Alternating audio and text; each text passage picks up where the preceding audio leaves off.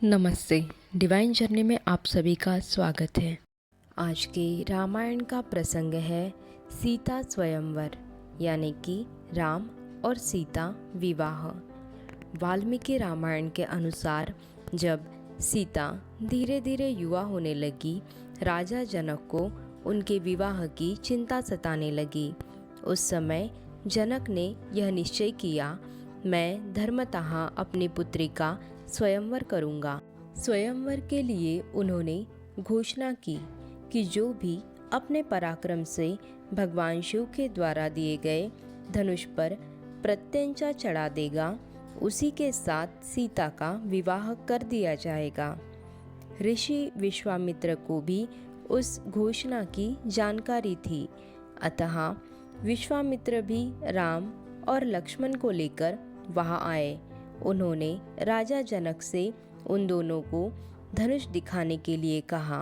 धनुष दिखाने से पहले राजा ने उस धनुष का पूरा वृत्तांत बताते हुए कहा कि बहुत समय पहले दक्ष के यज्ञ विध्वंस के समय परम पराक्रमी भगवान शंकर ने रोषपूर्वक इस धनुष को उठाकर देवताओं से कहा, मैं यज्ञ में अपना भाग प्राप्त करना चाहता था, किंतु तुम लोगों ने मुझे नहीं दिया, इसलिए मैं इस धनुष से तुम लोगों के श्रेष्ठ अंग काट डालूंगा।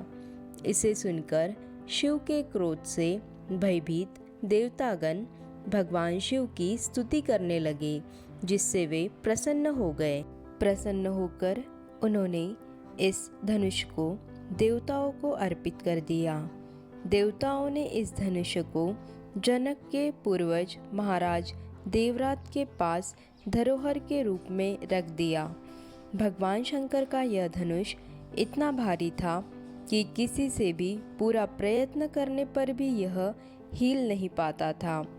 भूमंडल के नरेश स्वप्न में भी उसे उठा सकने में असमर्थ थे।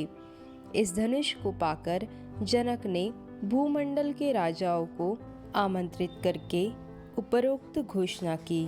बहुत से पराक्रमी राजा आए और उन्होंने उसे उठाने का बहुत प्रयत्न किया, लेकिन कोई भी उसे उठाने अथवा हिलाने में समर्थ न हो सका।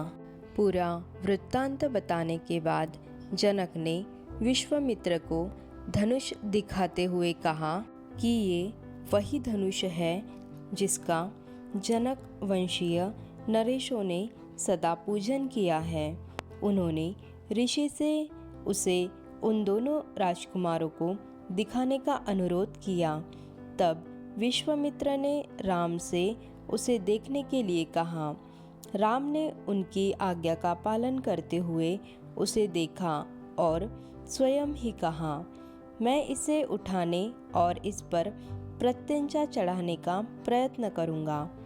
महर्षि की आज्ञा से राम ने धनुष को बीच से पकड़कर लीलापूर्वक उठा लिया और खेल सा करते हुए उस पर प्रत्यंचा चढ़ा दी। जो ही उसे कान तक खींचा, त्यों ही वो बीच से टूट गया। टूटते समय उसके वज्रपात के समान बड़ी भारी आवाज सी हुई। तब राजा जनक ने कहा, महादेव के धनुष पर प्रत्यंचा चढ़ाना अत्यंत अद्भुत, अचिंत्य और अतर्कित घटना है।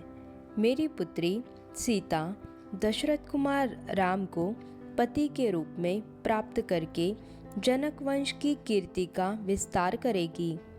तदुपरांत राजा जनक ने ऋषि विश्वामित्र से आज्ञा लेकर राजा दशरथ को आमंत्रित करने के लिए अपने मंत्रियों को भेजा। राजा दशरथ के आ जाने पर जनक द्वारा उनका स्वागत सत्कार किया गया और फिर बड़ी प्रसन्नता से अपनी दोनों पुत्रियों सीता को राम के लिए और उर्मिला को लक्ष्मण के लिए समर्पित करने की बात कही। उसके बाद वशिष्ठ सहित विश्वामित्र ने भरत और शत्रुघ्न के लिए क्रमशः मांडवी और श्रुतकीर्ति का वर्ण करने के लिए कहा। इस प्रकार राम का विवाह सीता के साथ लक्ष्मण का विवाह उर्मिला के साथ, भरत का मांडवी के साथ और शत्रुघ्न का विवाह श्रुतकीर्ति के साथ संपन्न हुआ।